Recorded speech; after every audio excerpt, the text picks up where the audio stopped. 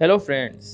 हम हर संडे आपके लिए एक नई हॉरर स्टोरी लेकर आते हैं। उम्मीद है कि आपको हमारी ये स्टोरी पसंद आएगी।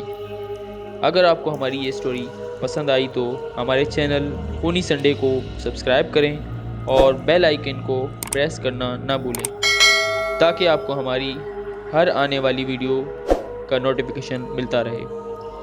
वो हमेशा साथ थी।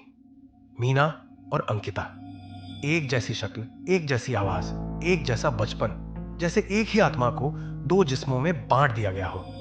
मोहल्ले वाले अक्सर कहते, इन दोनों को देखकर तो लगता है जैसे एक ही परछाई हो। लेकिन परछाई रोशनी के बिना नहीं बनती, और कुछ परछाइयां ऐसी होती हैं जो रोशनी में भी छिपी रहती हैं। बचपन में मीना घंटों छत पर बैठी रहती, चाहत की तरफ ताकती, कुछ बड़बड़ाती और अपने हाथों पर कुछ लिखती रहती। अंकिता को लगता कोई क्रिएटिविटी है, बस ड्रामा कर रही है, पर हर कला के पीछे छिपा होता है एक रहस्य, और इस रहस्य के पीछे था अंधेरा, गहरा, सांस रोक देने वाला अंधेरा। पहली घटना तब हुई जब मीना 16 साल की थी। उनका बचपन का दोस्त और हाँ, जो हमेशा मजाक करता था, एक दिन बोला, अगर तू सच में जादूगरनी है तो मुझे उड़ना सिखा। अगले दिन उसकी लाश पार्क में गई। आंखें खुली थी, जैसे उसने कुछ ऐसा देखा हो जिसे शब्दों में बयान नहीं किया जा सकता। मीना की आंखें सूखी थीं और अंकिता की आत्मा कांप उठी। सबने इसे इत्तेफाक माना, पर फिर इत्तेफाक होने लगे बार बार। वो पुरानी टीचर जो मीना को ज्यादा चुपचाप कहा करती थी, दिल का दौरा पड़ा और मौत हो गई। पड़ोसी राजा जिसने मीना से बदतमीजी की थी, वो डूब गया। कॉलेज की लड़की जिसने मीना का मजाक उड़ाया, उसकी कार जंगल में मिली, अंदर उसकी लाश। और एक राहगीर जिसने बस इतना कहा था, पागल लगती है, वो कभी किसी को दोबारा नहीं दिखा। हर मौत के बाद मीना के हाथों पर जलने के निशान होते। एक दिन अंकिता ने पूछा, ये जख्म कैसे लगे? मीना ने बस एक नजर डाली और बोली, कुछ सवालों के जवाब वक्त देता है। वक्त गुजरता गया और फिर एक रात अंकिता ने मीना का पीछा किया। जब वो छत पर गई, नीचे जमीन पर बना था एक लाल घेरा, जैसे खून से खींचा गया हो। मीना उसके बीच खड़ी थी और उसके चारों तरफ काले परिंदे मंडरा रहे थे। उसकी आवाज अब वैसी नहीं थी, भारी, गूंजती हुई, जैसे किसी और दुनिया से आ रही हो। मार दिए वो जिन्होंने मुझे कमजोर समझा, और अब जो मुझे रोकने आएगा वो भी मरेगा। अंकिता की चीख उसके अंदर ही घुट गई। मीना ने पीछे मुड़कर देखा और कहा, अब तुमने देख लिया तो समझ लो ये तो बस शुरुआत है। अब अंकिता को नींद नहीं आती थी। उसे पता चल चुका था मीना को रोकना होगा किसी भी कीमत पर कैसे?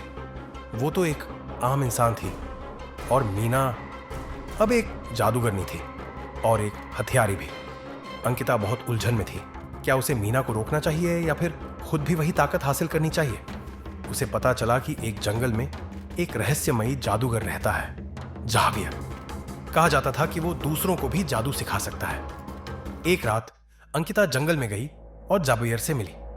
उसे सब कुछ बताया। जावियर ने ध्यान से सुना, फिर उसने एक मिट्टी के डिब्बे से एक नीला मोती निकाला और कहा, ये लो, ये तुम्हें मीना जैसा बना देगा।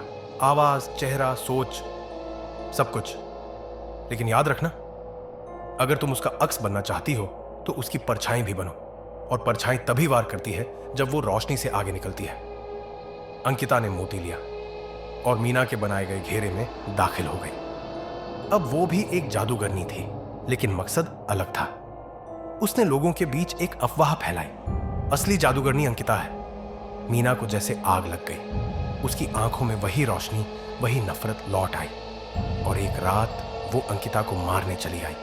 लेकिन अब वो वही पुरानी अंकिता नहीं थी। ये वो थी जिसने जादू को अपनाया, पर अंधेरे को नहीं।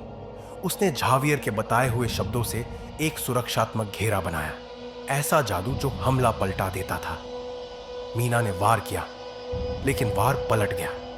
उसका शरीर रोशनी में बदलने लगा और वो चीखी, हम एक जैसे हैं, तुम मुझे नहीं मार सकती। अंकिता की आंखों से आंसू बह रहे थे, लेकिन उसकी आवाज सख्त थी, नहीं मीना, मैं तेरे जैसी नहीं हूं और अब कभी नहीं बनूंगी। उस पल मीना की रोशनी फिजाओं में बिखर गई।